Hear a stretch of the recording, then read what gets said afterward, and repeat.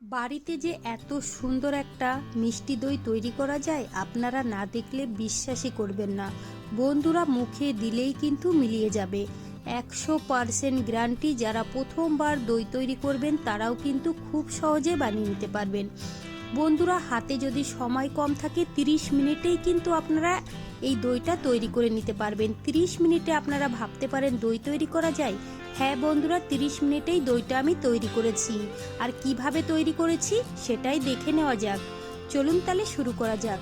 সবার প্রথমে নিয়েছি এখানে আমি 500 গ্রাম দুধ। এবার আমি দুধটা জাল করে ফুটিয়ে নেব। 5 থেকে 6 মিনিট সময় ধরে দুধটা জাল করে ফুটিয়ে নিয়েছি। আগের থেকে কিন্তু অনেকটাই কম হয়ে গেছে। এবার আমি এই দুধের থেকে 2 চামচ দুধ তুলে নেব।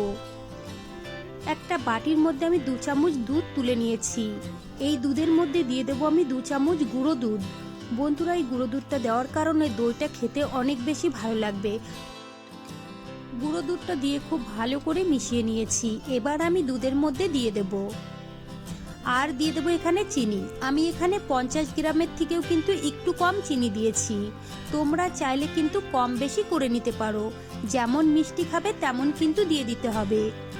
চিনি দিয়ে 2 মিনিট মতো জাল করে ফুটিয়ে নিয়েছি। এর থেকে আর ঘন করা যাবে না। এবার আমি গ্যাস অফ করে তারপরে কিন্তু একটা বাটিতে ঢেলে নেব।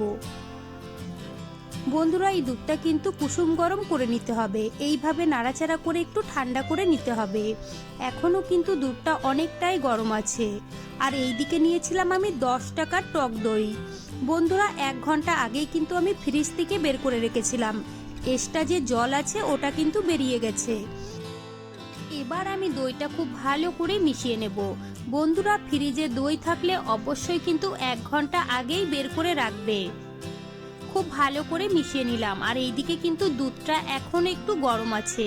এবার আমি কুসুম গরম করে নেব। বন্ধুরা এখন কিন্তু দুধটা আছে কুসুম গরম। কুসুম গরম দুধের মধ্যেই কিন্তু দইটা মিশাতে হবে, তাহলেই কিন্তু দইটা খুব ভালোভাবে বসবে। গরম দুধে কিন্তু একদম দই মেশানো যাবে না, না হলে কিন্তু ছানা কেটে যাবে। সামান্য একটু দুধ নিয়ে কিন্তু আমি দইয়ের মধ্যে মিশিয়ে দিয়েছি। এবার আমি দুধের মধ্যে ঢেলে দেব। তারপরে কিন্তু খুব ভালো করে মিশিয়ে নিতে হবে।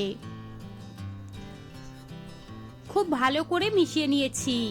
আর এইদিকে নিয়েছি একটা মাটির হাঁড়ি। আমি এখানে মাটির হাঁড়ি নিয়েছি। তোমরা চাইলে কিন্তু স্টিলের যে কোনো বাটিতেই দই বসাতে পারো। 100% গ্যারান্টি দই কিন্তু বসবেই। মাটির হাঁড়িতে একটু দই লাগিয়ে নিয়েছি। এতে করে কিন্তু দইটা খুব সুন্দরভাবে জমাট বাঁধবে। এবার আমি দুধটা ঢেলে নেব। উপর থেকে লাগিয়ে দেব একটা ঢাকনা। তারপরে কিন্তু এই কাপড়টা দিয়ে আমি ঢেকে রাখবো। এবার তোমাদের দেখিয়ে দেব 30 মিনিটে কিভাবে দইটা জমাট বাঁধবে। গ্যাসে একটা তাওয়া বসিয়ে দিয়েছি, তাওয়াটা গরম করে নিয়েছি। এবার আমি দইয়ের বাটিটা বসিয়ে দিলাম। একদম কম গ্যাসে ঢেকে রাখবো 30 মিনিট। 30 মিনিটেই কিন্তু দইটা খুব সুন্দরভাবে বসবে। 30 মিনিট পরে আমি গ্যাসটা অফ করে দিয়েছিলাম। তারপরে আমি ঠান্ডা করে নিয়েছি।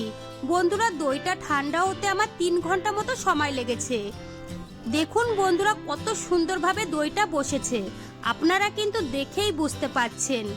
ঠান্ডা ঠান্ডা দই খেতে কিন্তু ভীষণ ভালো লাগে।